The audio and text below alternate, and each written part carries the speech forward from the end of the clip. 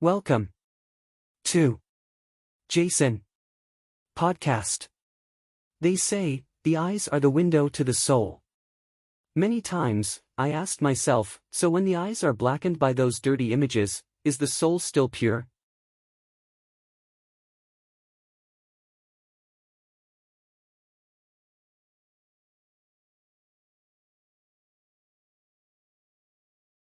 After bewilderment is a bit of inert adaptation.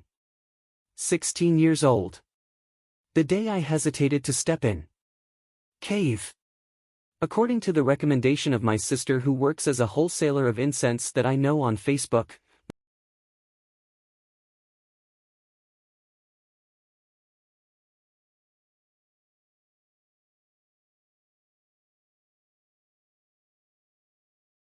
my mother looked at me from foot to head, then threw her eyes at the hidden chest looming behind a pink t-shirt with a collar.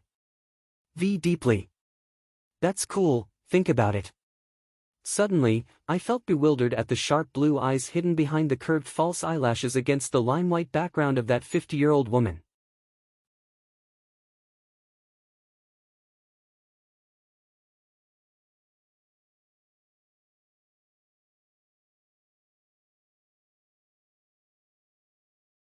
After pondering for a moment, I timidly kicked. Please help me. I rest assured. My mother ran her manicured fingers through my hair like she was plucking a string, then puckered her thick, cherry-colored lips. Anyone who comes here should not be human. I love you like my own children.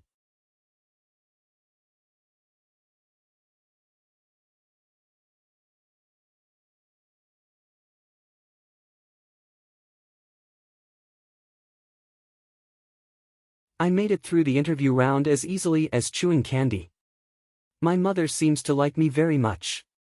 In the afternoon of that day, she drove me around this city in her own car, shopping for billions of things, makeup, dresses, shoes, jewelry, everything. My birth mother has never been so attentive.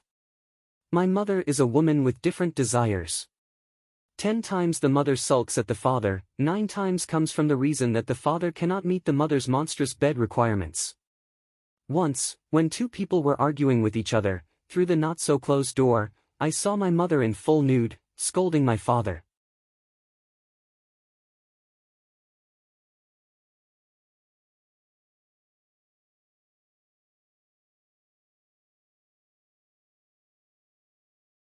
You are a useless man. Or do you criticize me sporadically?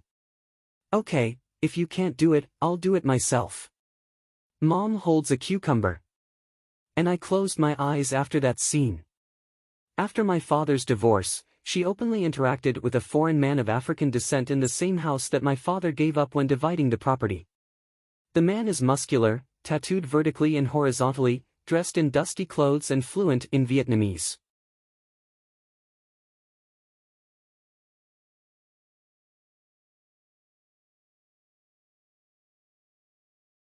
Every time he came to my house, he often brought roses for my mother and some small toys for me with a mysterious, magical smile. On Saturday nights, in my mother's room, there are always broken sounds, a mixture of big and small. Am I too young to perceive that is the sound of happiness or suffering? Many times standing outside the locked white door, I am curious to know what is happening in the room.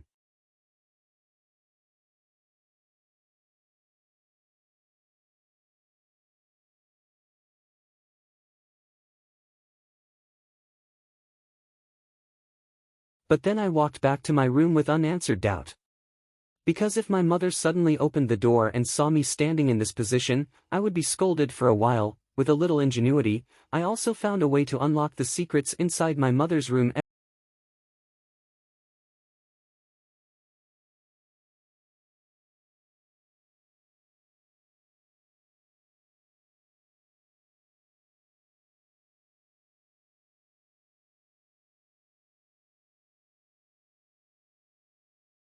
Every Saturday night. That Sunday morning, when my mother was away, I smashed a small pane of glass in the back window with a hammer.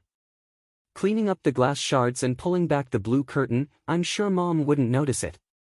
Or if Mom finds out, I'll blame the kids next door playing soccer and accidentally breaking it.